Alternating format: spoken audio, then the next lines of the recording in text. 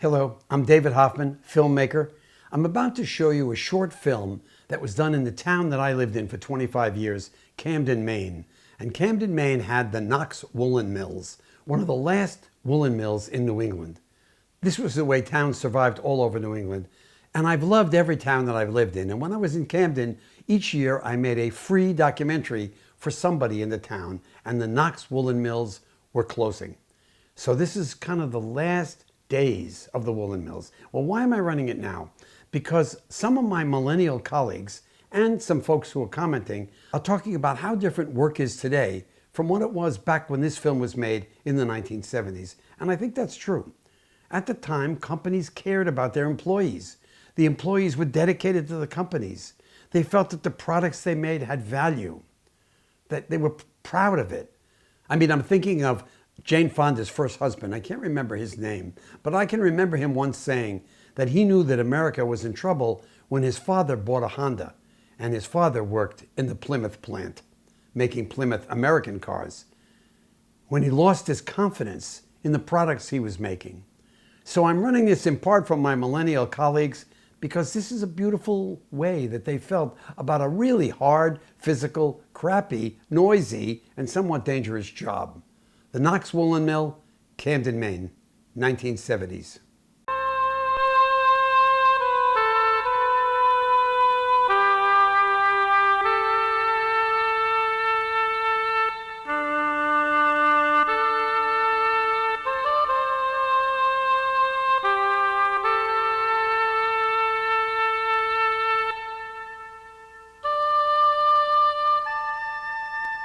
I received your letter of January the 15th and wish to thank you very much for the same.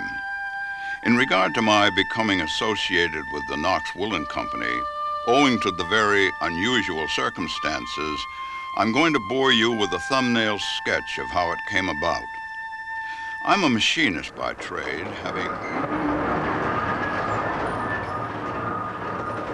Mr. Babb, the old gentleman that owned this mill years ago when I came in here, it was always said that it is not quantity, it is quality. That's what they wanted. That's what they wanted. If you're getting paid, you should do the best you can.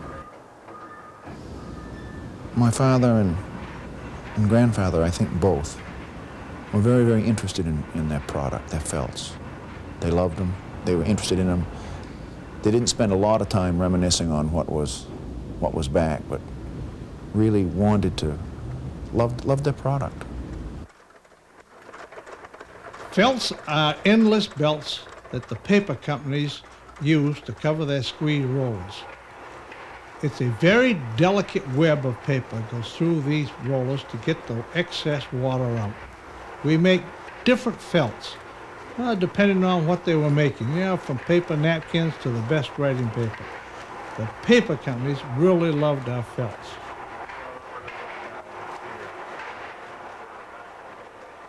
We suppose there are mighty few carded woolen mills in the United States, or even the whole wide world, that are so successful as the Knox Woolen Company at Camden, Maine. But Knox is on specialties and has a tremendous management. Few like it in the industry. If anybody had told me at 17 I'd still be here at 60, I'd have probably called him a liar. But we couldn't have found a better place to work, or better people to work for. For the regular run-of-the-mill employees, no, it wasn't the money, I don't think. It was the steadiness of it. There were no worries. As I said, once you were here till you either retired or died, whichever came first. And that's pretty good, if you can depend, it was something you could depend on, and that's nice. A lot of people used to ask me, well, why do you stay in the mill? Why do you stay there? Why don't you do this or that? And I said, I make more money working in 5 days than I would working in a secretary or whatever, because we were on piecework, and I could make good money. And the work was clean, I got along with the people, I was happy. You can imagine that never having worked a day in a textile mill, I was taking on some job coming to the Knox Woolen Company as overseer of weaving. But Mr. Johnson came in mornings during the early part of my being here, and he and I would figure out what was required for the warps and any changes that were required by the customers in the paper felt business as there is today. We worked it out in this manner until I was able to take over. Oh, every time I came down the street, I'd come in the mill, see if I could get a job. I don't know whether I pestered them so much that they gave me the job, but one fellow went out sick, and they said I'd have a job for a week till he'd come back. But he turned out to be pretty sick, and probably 6 weeks before he came back. And in the meantime, the boss weaver came up and asked me if I wanted to learn to weave. Well, when the fella came back, I went downstairs and they taught me to weave. And I've been here ever since.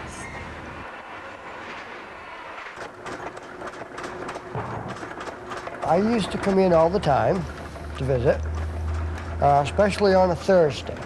That was my best time to visit because I come in at a certain time, he gets paid.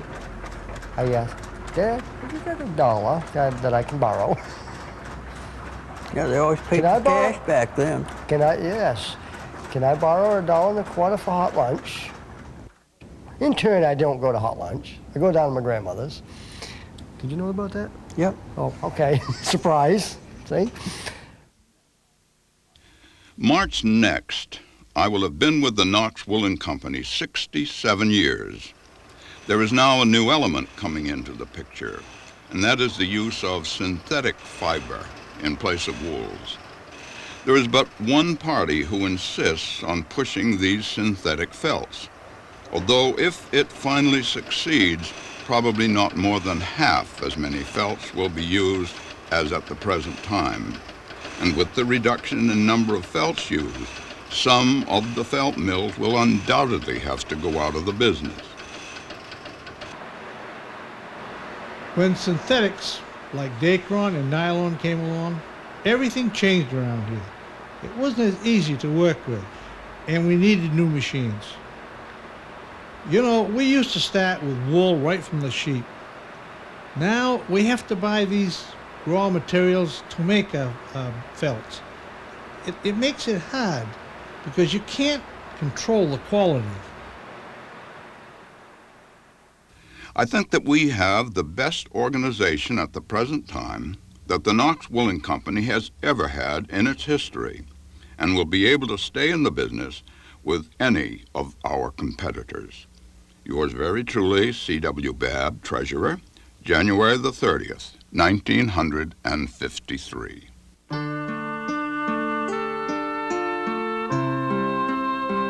It's a very sad thing to think that they are closing the doors here, because we've been a family so many, many years. It won't seem like Camden without No. this mill here. This has been here for this has been over our life. 100 years, and it's been our life and many more people before us. It's not going to seem right.